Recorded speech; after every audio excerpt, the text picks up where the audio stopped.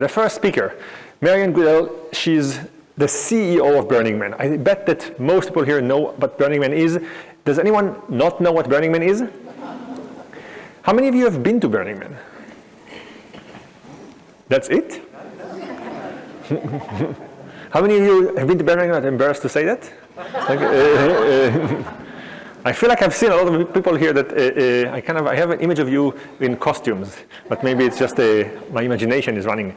Marian has been running Burning Man for a while now. She took it from like a small community that would gather in kind of very, very kind of tiny environment to what it is right now, which is, I believe, the third biggest city in Nevada for a week, and a huge, not just experience, but something that is taken way outside of the realm of this 1 week experience. People talk about it as a phenomena. It's being used as a model for other communities, and it's really something that kind of carries a torch to how people can live together in a very different environment than what we think of as a city, while preserving all the experiences of a city. In summary, there once was a leader named Marian whose vision was bold and quite daring. She built Burning Man with a grand global plan and sparked creativity ever sharing. Stage is yours.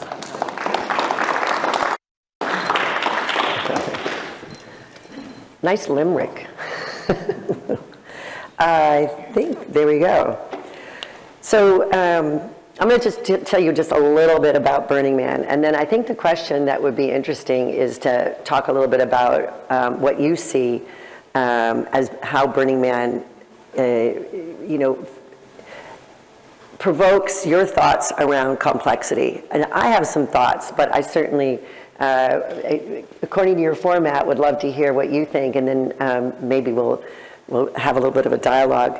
As you said, I'm the CEO of Burning Man. I've been a CEO since 2013. I've been part of Burning Man since 1995 and helped to organize in 1997. Letha wanted me to also talk about something that was interesting to me. And what I have here is I'm wearing a bunch of necklaces. And this is sort of a fairly large version of one of the necklaces, which is handmade by someone in inlay here. And our necklaces are part of what we call the material culture. So we have a very rich gifting community, and when you're at Burning Man, someone might bring you a gift. There's many different kinds of gifts, but the gifts that are often really easy to then wear throughout your whole Burning Man experience are your necklaces. So someone gives you a necklace, and you don't say thanks and put it in your bag. You say thanks and you put it on. So you may end up with 5, 10, 20 necklaces by the end of Burning Man, and some people sleep in their necklaces. I take mine off every night because they can get to be quite a bit. One thing that comes up all the time is people say, oh, wasn't it wet last year? Well, it was in 2023. This is just a beautiful photo. It wasn't what you thought it was. There wasn't really chaos. People found their way off, but this was a beautiful moment. We had a double rainbow between 2 rain clouds, and that's the man in 2023. Top of the level here, statistics for you. We had about 70,000 people at our peak population in 2024. That means more like 74,000 come and go. People don't stay till the end. Our population peaks on Thursday. We start on Saturday night to Sunday, a week before Labor Day, and we end on Labor Day. So it's really 8 full days. We're on Bureau of Land Management land. This is Black Rock Desert. It's overseen by the Department of the Interior. Another fun fact, number one payment we make is to the federal government, and it's close to $7 million we pay to use this property, this land. It's 8 days, 1,200 theme camps. Those are what you see down below. Most of these camps, about half of them get placed based on their interactivity.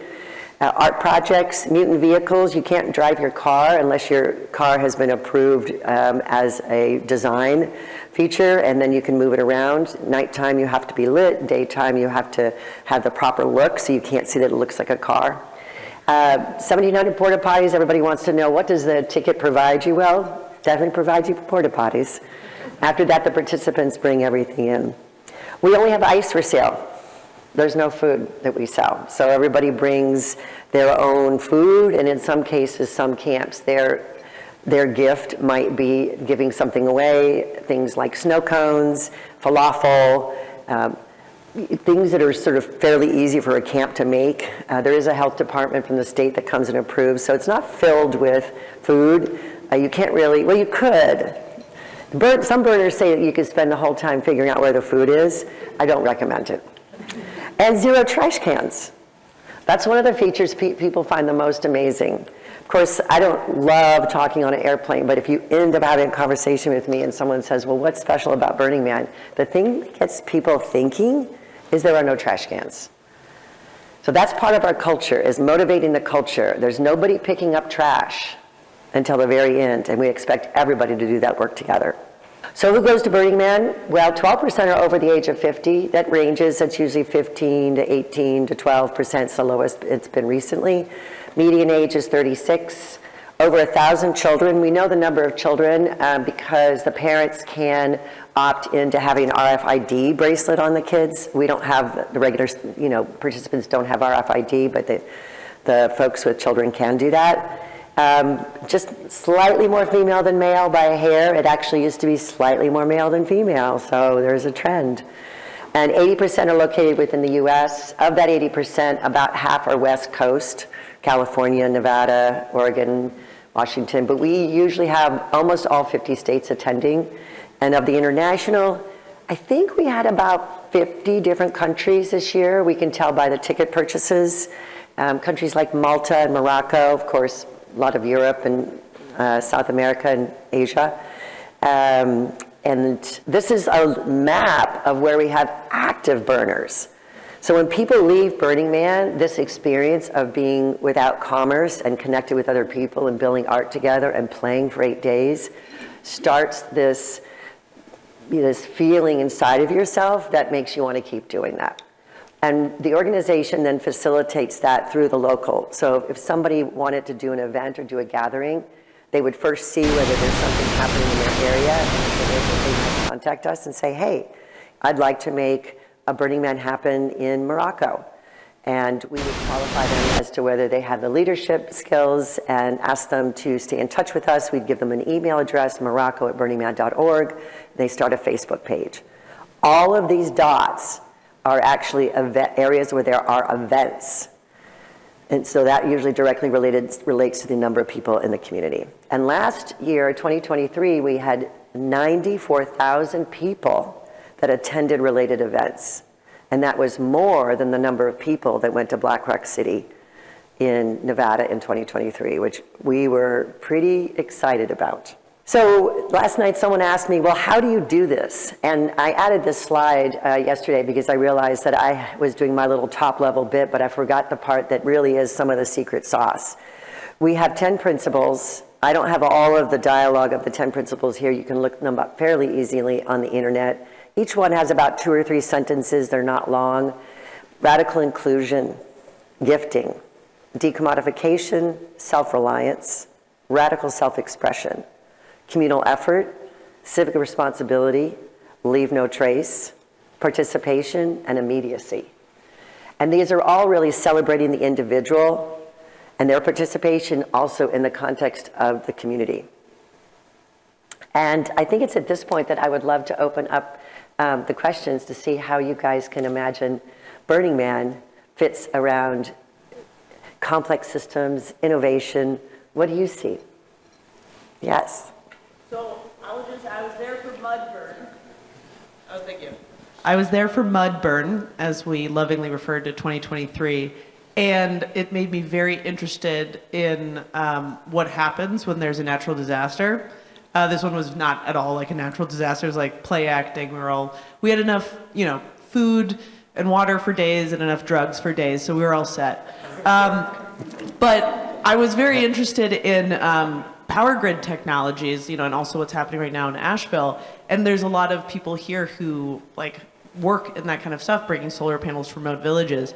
And I feel like that it would be an interesting case study to study about how when that happened, all these people came together, formed Starlinks immediately, formed communal areas where people were giving extra food they had. It was just incredible, the responsiveness of the community in a very tiny, controlled, micro natural disaster. That's fabulous. You're touching on several things that I think are strengths of the complexity and the network. One is that it is a network. Coming to Burning Man and you're in a camp, you end up creating micro networks in the course of a greater network. You saw all those places around the world that people do Burning Man. You go somewhere else, you are from something, maybe you learned about Burning Man, and so you tap into this network. The other thing that you said is innovation. In that wild platform of a desert, we bring in electricity for the organization, but the majority of those camps bring in their own infrastructure, their own water. We don't sell water, there's no spigots for water bottles, so there's a lot of innovation, particularly when there was the rain incident, as we call it. We don't call it the flood, it's like the rain incident. We also saw resilience.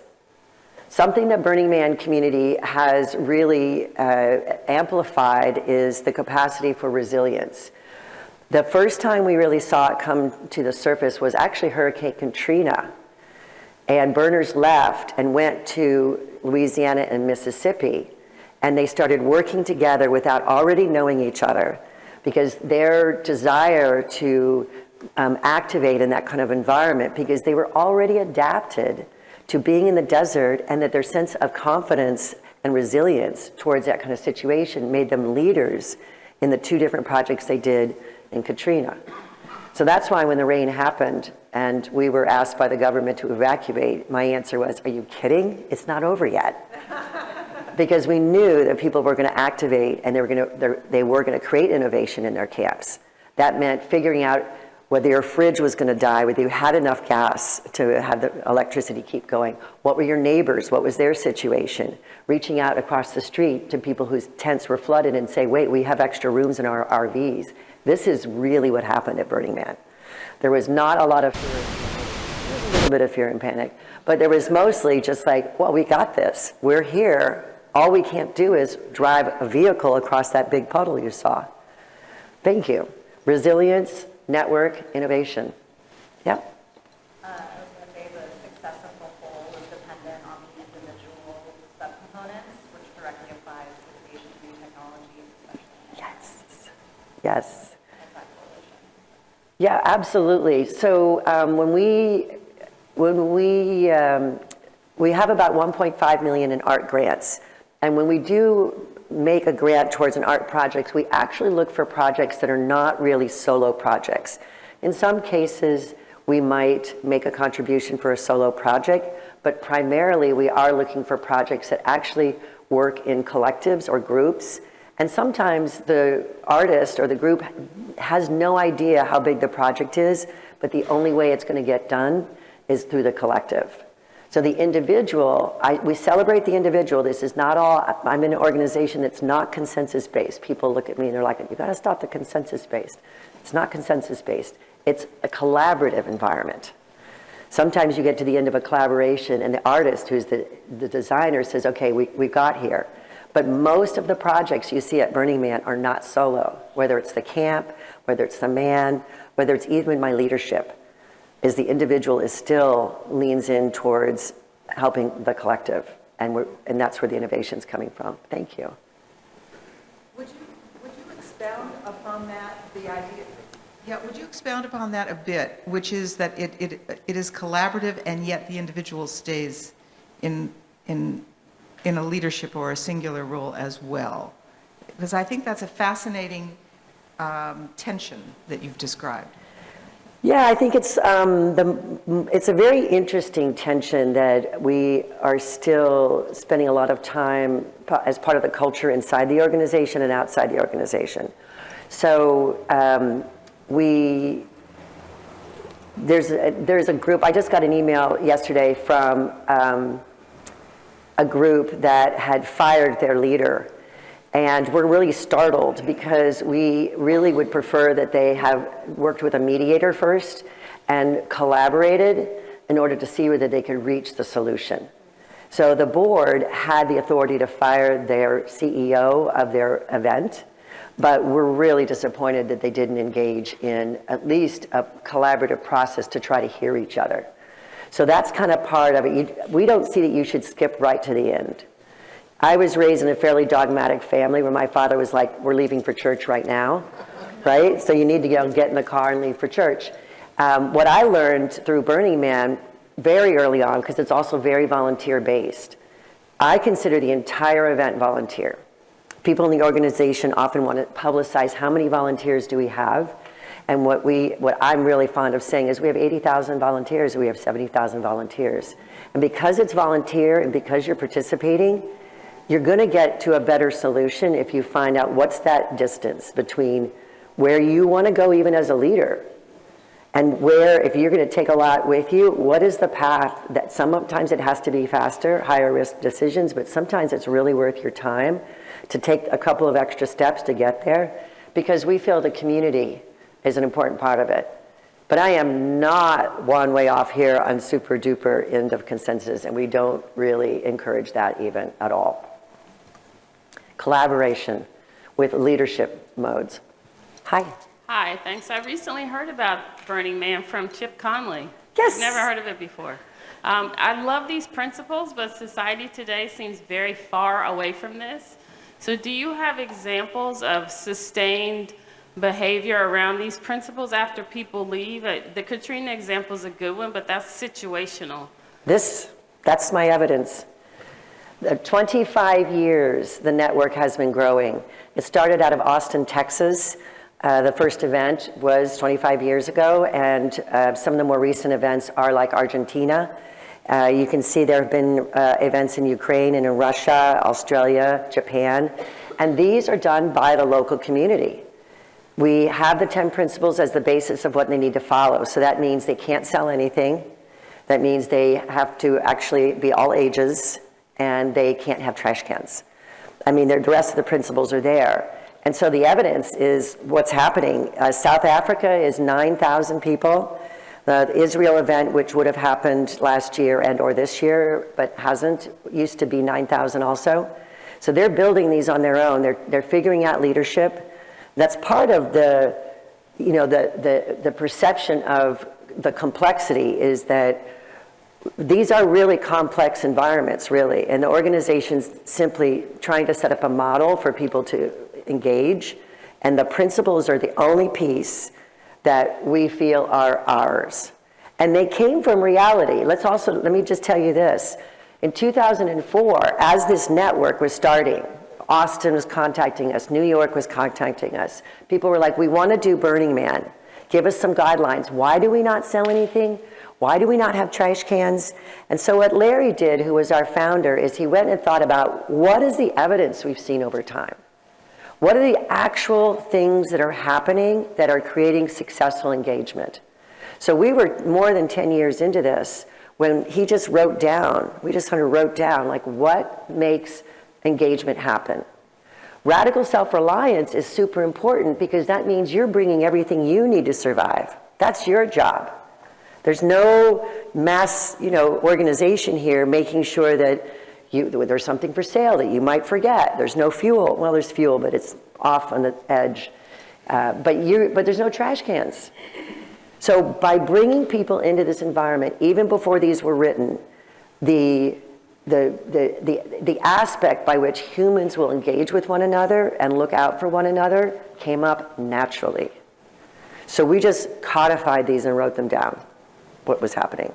And then now we can help keep the framework for it.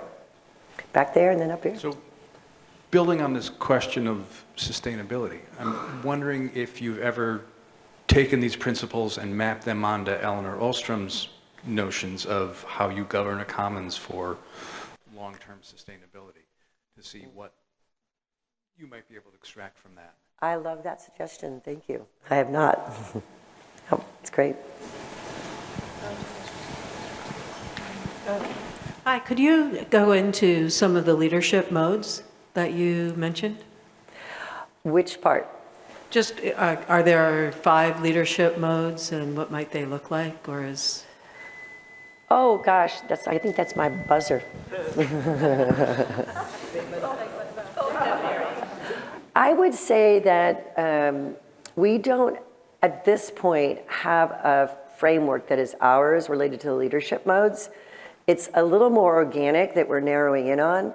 We do have a learning environment. We call it Hive, actually, and there are more than 10,000 active users right now, so there's 15 or 20 registered.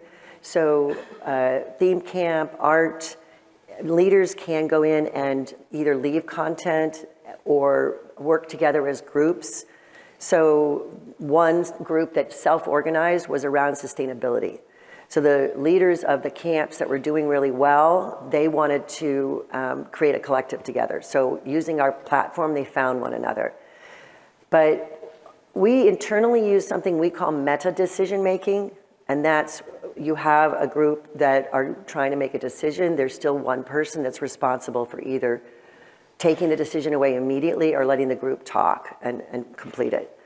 But it's a really great question. We're really in the middle of recognizing that the community keeps asking for us to give more terms and framework to what's successful about being a Burning Man leader.